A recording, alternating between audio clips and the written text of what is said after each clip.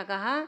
ऐसे साधुओं की प्रकृति को जानकर बेजा बज्जम वैयावृत्ति कुज्जा करनी चाहिए। क्या समझ में आया? कैसे करनी चाहिए? अभी तक अपन कर रहे हैं ऐसे ही करनी चाहिए या कुछ संशोधन होगा इसमें? आचार्य भगवान ने कहा कि जह यह, जह माने जिस प्रकार, जैसे, यह माने इस लोक में, मादा पितुच्च माता और पिता, गर्भ में स्थित शिशु की जैसे सावधानी से पालन करते हैं, गर्भ में वह, जैसे गर्भ में स्थित शिशु की सावधानी से रक्षा करते हैं, पालन करते हैं, तहा वैसे ही, उसी प्रकार, नित्यम हमेशा, निर आलस्या आलस्य रहित होकर के, अणयाराणम अनगार यानी कि मुनियों की, अनगार यानी कि यतियों की, साधुओं की, जानिजा प्रकृति को जानकर, उनके स्वभाव को जानकर, उनके शरीर की स्थिति को जानकर, बेजा बच्चम वैयावृत्ति कुज्जा करनी चाहिए। अपन कैसे करते हैं? अब माता जी सामायिक कर रही हैं तो माता जी पैर लंबे कर दो, वैयावृत्ति कर दें, क्योंकि अपने टाइम इम्पोर्टेंट। हम फ्री हुए अपनी रसोई से, अब चलो माता जी के पास। आपकी रसोई बंद हो गई, हमारी रसोई चालू हो जाती है। भाई आपका भोजन बंद, हमारा भजन चालू। हमारी रसोई में कोई रोटी नहीं बनानी है हमें। हमारी रसोई के अंदर 28 कृतकर्मों के व्यंजन बनते हैं। जब आपकी रसोई में ताला लगा तब साधुओं का भजन का ताला खुल जाया करता है। अब कब वैयावृत्ति हो, कैसे वैयावृत्ति हो? कोई बीमार साधु है तो भीड़ लगाकर बैठना है क्या? आचार्य भगवान क्या कहते हैं? आलस रहित होकर के उनकी प्रकृति को जानो। कोई साधु बीमार है तो 4 सहेली आई हैं, चारों लग गए, ताकत नहीं एक को भी झेलने की। 4 को कैसे झेलेगा बीमार साधु? उनकी प्रकृति को जानकर, और कैसे करना है अपने को वैयावृत्ति? कोरम पूरा नहीं करना। उन्होंने कहा निर आलस्या, आलस को छोड़कर मन बना कर के आए कि मुझे इनकी वैयावृत्ति करनी है। अब जब मन बना कर के आओगे तो आलस नहीं होगा, विकल्प नहीं होगा, घड़ी की सुइयों पर दृष्टि नहीं होगी और मुंह पर वाक्यों की वृष्टि नहीं होगी। केवल मौन से आप वैयावृत्ति करेंगे। उनकी प्रकृति को जान करके। साधु रात में बोलता नहीं है, लिखेगा नहीं, वो क्या करता है? चातुर्मास जरूर चल रहा है, बाहरी शरीर के कदम रुक गए, लेकिन अंतरंग का विहार निरंतर जारी है। अंतरंग में साधु विहार में ही रहा करते हैं। कभी प्रथमान योग पर विहार करते हैं, कभी द्रव्यान योग पर विहार करते हैं, कभी सिद्धांतों के विहार में चले जाते हैं। वो कभी स्थिर नहीं रहते।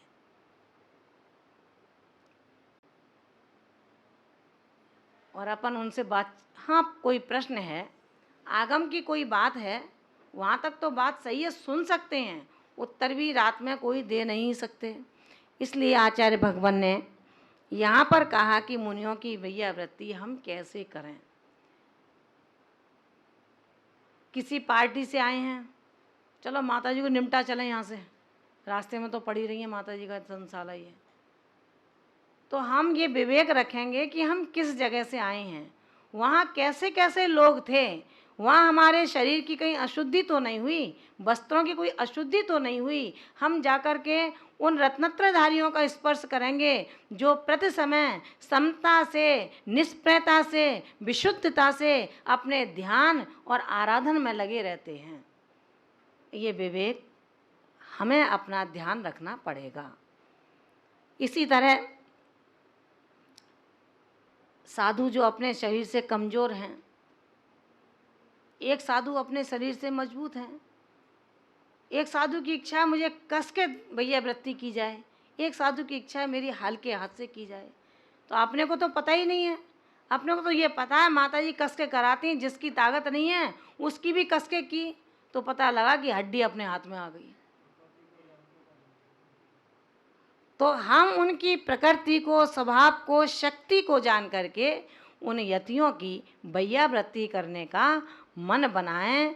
और इसके बाद में जिन्होंने, जैसे अब आप गर्भवती माँ जब चलती है, कभी आपने अनुभव आपने तो किया ही होगा, जब हमने देखा है तो कहीं ऊंचा नीचा ढलान आ गया तो वो किसी का हाथ नहीं पकड़ती, वो अपने पेट पर हाथ रखती है कि कहीं मेरे बच्चे को कोई धसक ना लग जाए, कोई धमक ना लग जाए, मेरे बच्चे को कोई पीड़ा ना हो जाए। और जब भगवान महावीर के बच्चों का नंबर आता है तब क्या होता है कि एक गिलास मुंह में जा भी नहीं पाता है, अभी तो शोधन क्रिया ही चल रही है, दूसरी चम्मच तैयार रहती है। अब भैया यहाँ कोई मशीन तो लगी नहीं है जो मुंह में गया मशीन ने पीसा और अंदर चला गया, वो तो चरवण खुद करना पड़ेगा साधु को। और माता पिता कैसे हैं कि अभी तो 4 रोटी का गिलास रख दिया, 1 रोटी का गिलास रख दिया, 1 गिलास रख दिया, दूसरा गिलास तैयार है, अभी तो शोधन भी नहीं हो पाया, मुंह में जा भी नहीं पाया, उसके बाद में हड़बड़ी हड़बड़ी कितनी रहती है। आचार्य भगवान कहते हैं जैसे अपने बच्चे को नज़र ना लग जाए, एक कोने में मुंह कर दूध पिलाती हो क्योंकि घर का भी ना देख ले। और यहाँ तो साधु का तो बहुत बड़ा घर होता है, पूरी दुनिया उसका घर होता है। उसका श्रावक जब किसी साधु का आहार करा रहा होता है, उसे पता है अभी भीड़ कम है, माता जी महाराज अभी ये चीज़ ले लो आप, फिर भीड़ आ जाती है तो दृष्टि में आता है। ये है विवेकी श्रावक की चर्या।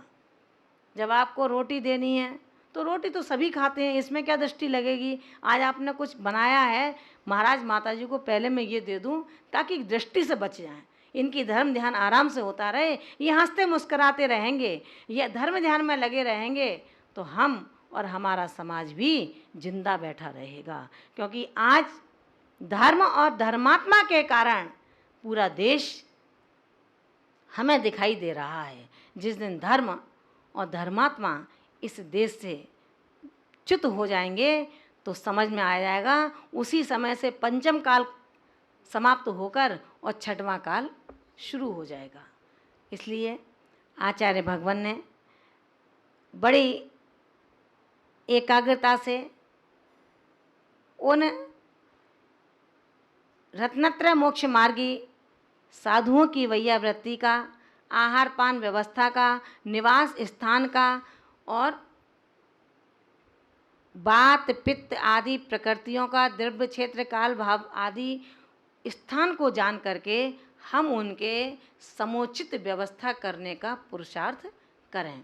आचार्य भगवान ने कहा कि जब आप ऐसा करेंगे तो निश्चित मान करके चलना, जीव के भाव 2 प्रकार के होते हैं, एक शुभ भाव और दूसरे अशुभ भाव। शुभ भाव वाले को शुभ भावी कहा जाएगा, अशुभ भाव वाले को अशुभ भावी कहा जाएगा। आपके स्टॉक में मिट्टी के घड़े बनते हैं क्या? आप घर में खरीद के लाते हैं क्या? जब आप घर में खरीद करके लाते हैं तो कहीं कहीं ऐसा भी देखने में आया है कि घड़े में सिर्फ पानी नहीं भरा, आप 4 घड़े ले आए और 4 घड़े के अंदर एक में आपने शक्कर भर लिया, एक में आपने घी भर लिया, एक में आपने तेल भर लिया, एक में आपने जल भर लिया। जब खरीद करके लाए थे, घर में आकर के बच्चों ने पूछा कि मम्मी ये क्या है, तो आपने जवाब दिया बेटा मिट्टी के घड़े हैं, यही तो कहा था। और जब उस मिट्टी के घड़े के अंदर आपने शक्कर भर दिया, घी भर दिया, तेल भर दिया, पानी भर दिया, तो आप अपनी बहू से क्या कहोगी कि बेटा शक्कर के घड़े में से शक्कर निकाल लाओ, ये कहोगी? या मिट्टी के घड़े में से शक्कर निकाल लाओ, क्या कहोगी? कोई पूछेगा इसमें क्या है तो कि ये मिट्टी का घड़ा नहीं, शक्कर है इसमें, ये शक्कर का घड़ा है, ये घी का घड़ा है, ये तेल का घड़ा है, ये पानी का घड़ा है, ये कहोगी ना। जैसे मिट्टी के घड़े में जो द्रव्य भर दिया वो मिट्टी का घड़ा भी उस द्रव्य रूप हो जाया करता है। ठीक इसी प्रकार इस आत्म रूपी घट के अंदर शुभ या अशुभ जो भाव भर जाते हैं, ये आत्म रूपी घट भी उसी रूप हो जाया करता है। जिसमें शुभ भाव है वो शुभ का घड़ा है, जिसमें अशुभ भाव है वो अशुभ का घड़ा होता है। आचार्य कुंद कुंद स्वामी 26वीं कारिका में कहने चल रहे हैं कि जो शुभ का घड़ा है, अशुभ का घड़ा है, तो उसका फल भी वैसा ही होगा। तो आप ही बताइए, अगर शरबत बनाना है तो शक्कर डालोगी या घी डालोगी?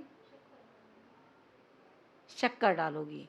इसी तरह से यदि अच्छा फल लेना है तो अशुभ भाव से अच्छा फल मिलेगा क्या? नीम का वपन कर दें और इंतजार करें आम आए, आम आए, आम आ जाएंगे क्या? नहीं आएंगे। आचार्य भगवान कहते हैं, दाता के भाव की अपेक्षा दान के फल में भिन्नता हुआ करती है। दाता के भाव की अपेक्षा दान के फल में भिन्नता है।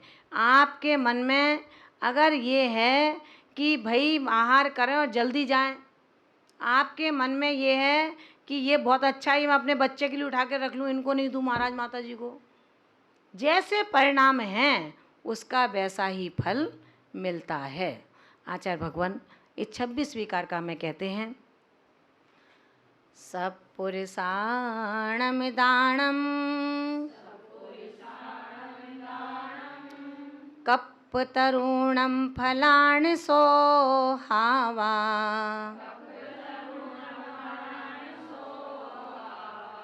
लोहीणम दानम जद विमान सोहासवम जाने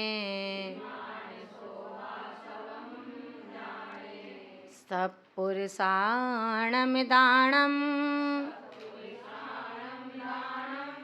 कप्पतरुणम फलान सोहावा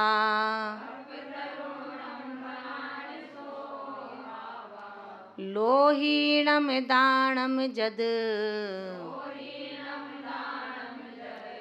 विमान सोहासवम जाने। बहुत ही सुंदर और स्पष्ट शब्दों में आचार्य भगवंत कुंद कुंद स्वामी ने कहा है, सत्पुरुषाणम, सत्पुरुषों का यानी कि सम्यक दृष्टि का, दानम जो दान है वो कैसा है? कल्प तरुणम, कल्प वृक्ष के, कप तरुणम कल्प वृक्ष के फलान फलों की शोभा बा माने समान होता है। क्या है समझ में? सत्पुरुषों का जो दान है, सत्पुरुष जो दान दे रहे हैं, उनका दान कल्प वृक्षों के फल की शोभा के समान है। और लोहीणम जो लोभी पुरुष का दान है, दान दोनों कर रहे हैं, ध्यान रखना आप लोग, दान दोनों का चल रहा है, सम्यक दृष्टि पर का भी चल रहा है, सत्पुरुष यानी कि सम्यक दृष्टि, और दान लोभी भी पुरुष करता है। लोहीणम लोभी पुरुषों का, जय माने जब जो दानम दान है वह कैसा है? विमान सवम, विमान माने अर्थी के, शब के समान शोभा को प्राप्त है, जाने ऐसा जानना चाहिए। क्या समझ में आया? अब अपने अपने पात्रों को देखो उठा करके कि दूध सपरेटा भर रखा है या दूध प्योर है। अपने अपने परिणामों को आपको खुद नापना होगा। आचार्य भगवान ने कहा, जो सम्यक दृष्टि दान देता है वो कैसा दान है? कल्प वृक्ष के फल की शोभा के समान है। कल्प वृक्ष का तात्पर्य जो मांगो सो मिल जाए। चिंतित फल दाता, चिंतित फल दाता। और लोभी का दान कैसा है? अर्थी के सबके समान है जिसकी शोभा। और अपना दान कैसा है? कंपैरिजन करें। हम दान दे रहे हैं, भाग रहे हैं, हाय हाय मचा रहे हैं, अरे अनार का जूस दे दिया, ये दे दिया, हाय हाय करते हैं, शो करते हैं, लेकिन पहुंचता कुछ भी नहीं होगा। ये गृहस्थोचित व्यवहार जो हमारा है, जहाँ 2 भाई 4 भाई 8 भाई एक साथ रहते हों और महिलाओं में अनबन हो, क्योंकि ये तो जग प्रसिद्ध है। 10 महिलाएं अगर चुप बैठ जाएं, मिलके रह जाएं, तो बहुत बड़ी बात है। लेकिन 100 पुरुष एक साथ रह सकते हैं। आचार्य भगवंत कहते हैं, यदि तेरे मन में दान देते समय भी लोभ आ गया तो तेरा दान अर्थी के शव के समान हो जाएगा। विचार करना,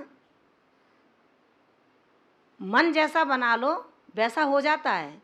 तुमने सोच लिया अरे भैया सब सब्जी दे दूंगी, मेरे लिए क्या बचेगी? लोभी का दान। सारा जूस दे दिया, मेरे लिए क्या बचेगा? लोभी का दान।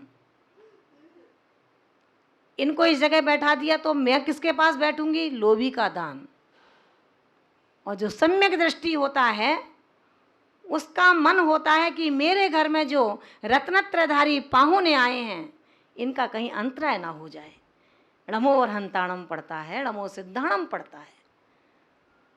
अगर कहीं पसीने की एक बूंद भी दिखती है तो उसको दूसरे कपड़े से पोंछ देता है। अपने बच्चे की तरह उन रत्नत्रयधारियों की सेवा करता है, उनके आहार की प्रार्थना करता है कि हे प्रभु, मेरे घर आए हुए पाहुनों का निरंतराय आहार हो जाए। ये भूखे पेट रहेंगे तो इनकी तप साधना को कैसे बढ़ाएंगे? सत्पुरुषों का दान सम्यक दृष्टि का दान कहलाता है। ऐसा सम्यक दृष्टि जो उसने अच्छे से अच्छा द्रव्य बनाया है उसे किंचित भी बचाना नहीं चाहता है कि मेरे अतिथि को लग जाए सारा द्रव्य, मैं तो रोज खा सकता हूं क्योंकि मैं तो अपने हाथ से बनाने वाला हूं।